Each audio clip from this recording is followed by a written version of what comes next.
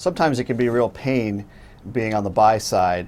If you're a fund manager, an investment manager, or a pension fund, particularly in the area of foreign currencies, there's operational issues, there's cover spreads that you have to deal with, what's your custodian giving you for prices, a lot of different pain points when you're trading cross-border.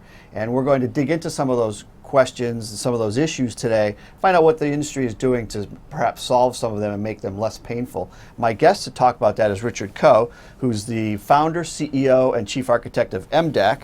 Richard, thanks for being here. Thank you, Greg. So I just mentioned some of the pain points that investors, buy-side people face in the area of cross-border trading, securities trading around foreign exchange. And I wondered, from where you sit and the things that you're seeing out there in the marketplace, if you could maybe tell us a little bit more about some of the pain that that investors feel in this area. The pain that the investor feel can be divided into two groups. Okay. Both as an individual investor as well as an institution. They all suffer the same pain. One of the problems of FX is that there's a conversion that needs to be done either before a trade or after a trade. Right. You could have the cash balances pre-funded, but you still run the FX trades on the cash balance. And if you do it on a post-trade basis, there is a cost involved, there's a complexity. Right. And for some of the fund houses, they have the error rate of doing the proper conversion on time. Okay. And this is where the industry is feeling the pain. Right. And right. as a result, many are avoiding cross-border trade whenever they could.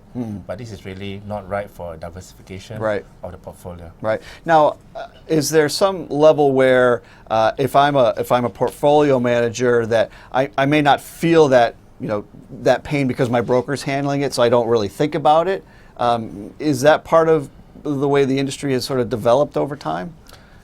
Indeed. Right now, this pain is in a large way being intermediated by the broker community as well as the custodian community. Okay. But as some of the news report that's been around since May last year, there's been a re-look at this relationship. Right. Whether having FX that's being done by the intermediaries is actually the best way forward. Right. Very often, what is important is that the investor, whether it's an institution or an individual, is perhaps trading on the wrong curve.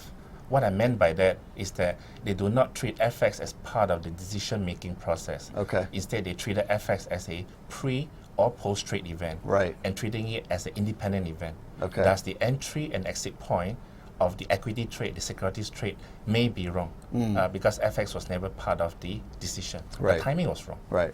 Now, but that you guys sort of bring a different approach, right? I mean, that it's actually making it part of the decision, right? Is that a sort of a new way of thinking about it? Isn't that right? We would like to call this a game changer because no one has really tried to do this at the exchange level. Right now, the exchange everywhere in the world is a regulated market. It is single currency, and often it's the home currency. Right. Whereas the investors or the portfolio could be in another currency. And this lies the problem of having to do a foreign exchange conversion before or after, pre or post. Right. And if you could implement this at the exchange level, an investor would be able to trade in his or her home currency or portfolio currency, thereby removing the whole FX complexity, cost, and error out of the equation. Okay. And we think that the world would be a better place to be. Yeah, so that would probably, in addition to sort of reducing those pain points, it would probably lead portfolio managers on the institutional side, portfolio managers might find more places to find alpha and be more willing to sort of go there. It may sort of improve the dynamics of securities markets overall, liquidity and things like that, right? I mean, it's a big issue. Absolutely.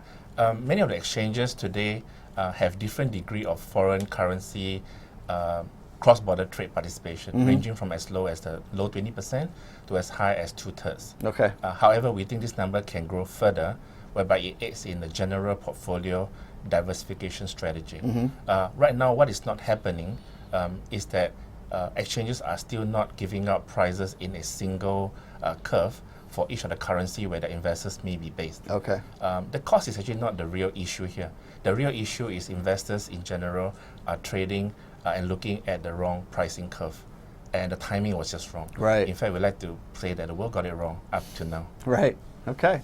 Very good. Well, I think we'll leave it there. But it gets a good primer on sort of some of the pain points around cross-border trading and foreign exchange conversions, and sort of a different way of thinking about it, rather than having two separate equations, sort of building it all in together. And there's some work that Richard is doing in this area that we'll have to check back with you and see how that develops, because I do think, like you called it, a game changer, and it'd be interesting to watch as buy-side firms sort of come to understand a different way of thinking about their foreign exchange conversions and whatnot. So again, my guest today has been Richard Ko, who's the founder, CEO, and chief architect of M-DAQ. Thanks for watching.